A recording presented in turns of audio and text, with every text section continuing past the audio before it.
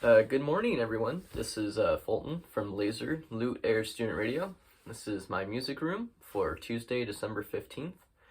First off, as always, I'd like to start off with a land acknowledgement. I'm currently on Skagit, Clallam, and, Snohomish land as I record, produce, and live and thrive in this world that we live in. So the first few CDs I listened to, I pulled a bunch for the coming week. Not having a lot of time to get to music right now because of finals, but first one, sat down a little bit. Live Dead, Grateful Dead. Great insight into the early era of the Grateful Dead, very primal, very raw and psychedelic, as most critics put it. An essential Grateful Dead album, that's the least I can say. It doesn't have like the more of their straightforward pop tendency, R&B tendencies that you would find on their first release, the Grateful Dead, their studio album, and some of their very early shows. But nevertheless, it's that insane, just, take some acid and play for, 2 hours, multiple times a day. Personally, some of my favorite tracks on here, Saint Stephen, Turn on Your Love Light, and, Dark Star. Those are just 3 essential early Grateful Dead tracks, if you ask me. The jams that they dig, and it really, I think it shows the power, especially, I don't know, like this mix of this version, I believe this is the original,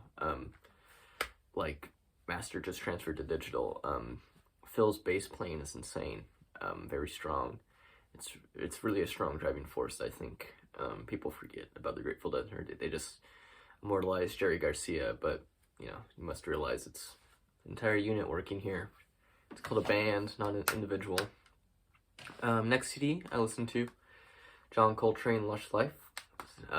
Very jazzy of me. I was listening to this the other night around midnight. Around midnight. It's a jazz joke. And was reading some Langston Hughes. I'm currently reading all of his poems ever published at the moment in a anthology. Nevertheless, Lush Life, this was just released, from Prestige, because Coltrane still had albums to release, and they're like, oh, let's just release some cuts, but it's a great portrait into John Coltrane around this time. It's got the tendencies of where he's going later on, but also just classic, just let's play the blues. I'm not versed in jazz, but it's just play it, and, Lush Life, of course, is a standout track. It's long, almost 14 minutes, but it's jamming. And then one thing I really liked from this, I was reading the liner notes as I was playing it. Coltrane stated, "Everything you play reflects all your experiences." Just chew on that one and think of that, and then just makes me think of John Coltrane. Anyways, on to vinyl. Last night, as I was winding down, taking a break from this arduous paper I'm working on, Pink Floyd, Wish You Were Here. This is the recent repress, completely remastered by Pink Floyd record label. Amazing, sounds great. Picked this up this summer. It's kind of self-explanatory. It's not as concept-y as Dark Side of the Moon, came right after it, 1975. But the concept album's still there. It's focused, it's intentional, and I think it's just one of the greatest sounding albums of all time. It's not too much, it's not too little. In ways it's stripped down compared to other Pink Floyd that came before it, specifically Dark Side of the Moon.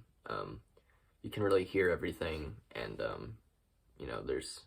it's just relaxing. It's not as intense as the journey that Dark Side of the Moon takes you on. Anyways, after that, Yves Tumor. They're it's kind of like pop.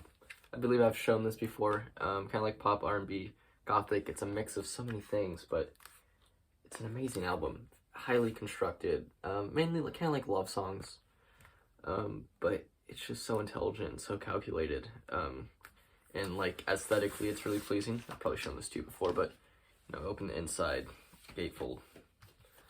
Yves is someone who definitely cares about their image.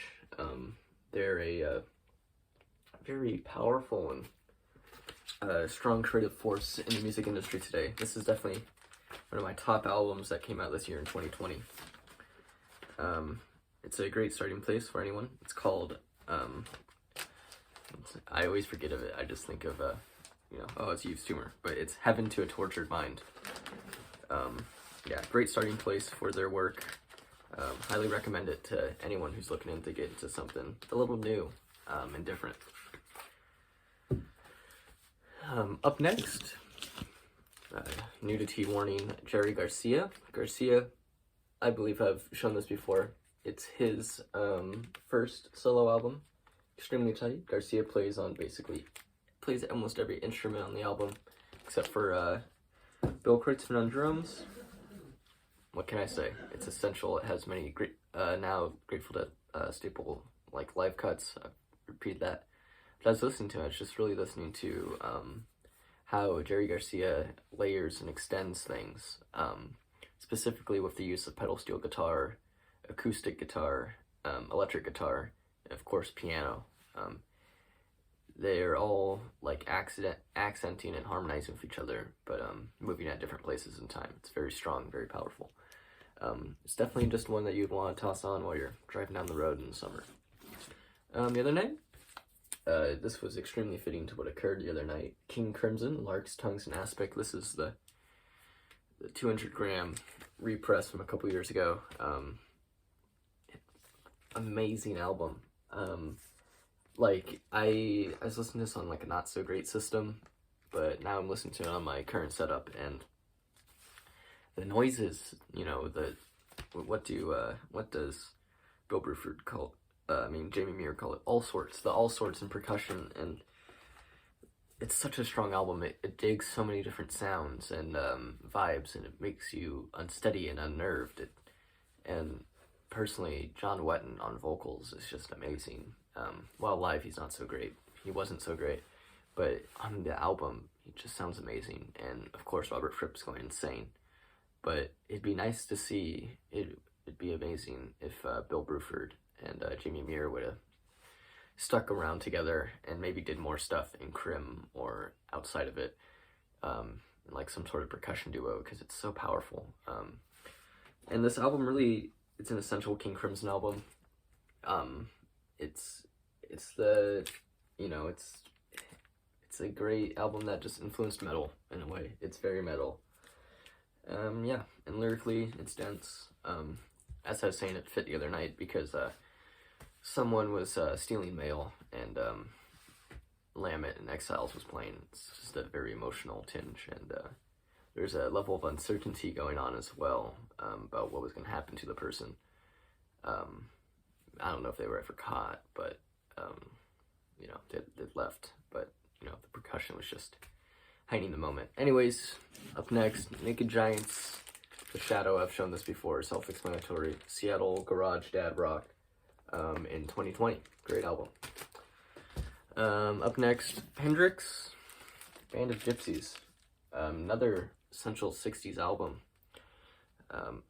Or 70s actually. I was born in the round generation, as those kids say. But yeah, Hendrix, Band of Gypsies. It's an amazing album. It's socially relevant. I believe it shows Hendrix at his best in a live setting. It's so familiar but so distinct. You can jam along to it, like on an instrument, but ultimately you're not gonna get what Hendrix or Cox or Miles were doing on this album. Yeah, it has the famous song Machine Gun. And personally, Who Knows? That's my favorite. I don't know. Yeah, I can't really say more. It's one you just have to listen to. It just puts me in a place of both uncertainty and comfort when I listen to it. Next, I restrung my guitar to this. Krungbin's Mordecai.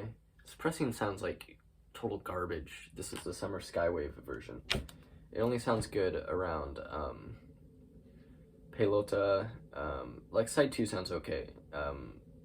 Dearest Alfred and Sheeta sound fine, but like that first side, it's just horrible. It's pretty, but it just sounds like trash.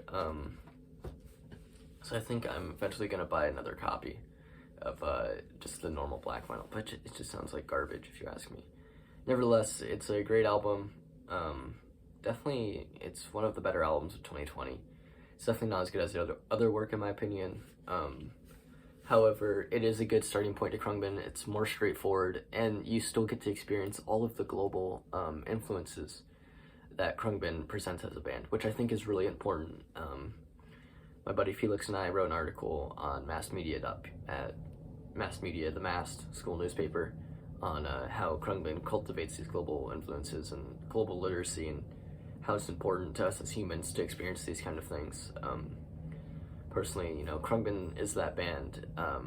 For me, they're American, but they allow me to connect to so many other things and make me go other places where straight ahead, like funk or rock, wouldn't make me go, because they're aware of what they're using globally. And I think that's an important thing right now, especially considering all the tensions and disagreements and hate in the world, and division. So, it's just, I don't get the opinions of why people, all think Middle Eastern people are Muslim. Like, they're not, why are these people this? It breaks away these preconceived notions we have about these places, and shows that they're like thriving, vibrant, and amazing, even in the midst of like persecution or economic issues. There's culture everywhere, like same thing in America. You can see like, oh, this part of Seattle sucks, but look at that graffiti. I mean, like, that's art, it's art either way. There's always art coming through struggle. Read some Holocaust books, dude. That's art. Anyways, last thing, I got this other week when I bought Paranoid by Black Sabbath. Neil Young, Comes a Time. This is a Canadian pressing from 1978. That sounds absolutely marvelous. It gets me excited whenever I listen to it. Excuse me. I hardly talk this much, but it's an amazing album. Neil Young is such a strong and important figure in my musical arc, I guess. It's just music I enjoy. It's relaxing, and he's always done it his way, which I've expressed on this show before. But Comes a Time is definitely unique. It's very folky, but it's got that Neil kind of rock vibe to it. Personally, 4 Strong Winds, A Lot of Love, Human Highway. Amazing album. It's got some great players on it. It's got the Stray Gators, of course, and most notably, I believe her name is Juliet Larson, which sings harmony vocals on A Lot of Love and harmony on basically almost all the tracks, and swaps lead with Neil on Motorcycle Mama. But it's nevertheless a good Neil Young album. Slowly get into all of his stuff. It just means a lot to me. Neil Young, there's a deep personal connection there, due to like family relations and stuff. And like he's just always been there musically, since I was born. He's been around for like 100 more years than me. So yeah, that's what I've been listening to this week. Feel free to comment, like, subscribe, share this video with friends, do whatever. I just want to share what I've been listening to, and I think it's nice to exchange these ideas over the internet, and just talk and hang out. So yeah, this has been Fulton at Laser, Loot Air Student Radio, Pacific Lutheran University student-run radio station. Our stream is to get online soon. Gonna work on that this weekend after finals. And in regards to that, good luck on finals, everyone. And if you need a study break, check out massmedia.pou.edu, Loot Air Student Radio on YouTube. If you can find the playlist, you can learn how to use the studio, even if you're not a student. Anyways, yeah, have a wonderful day. For my fellow Loots, good luck on finals. I know I'm gonna need it with a paper. Anyways, have a wonderful day, everyone, and peace out.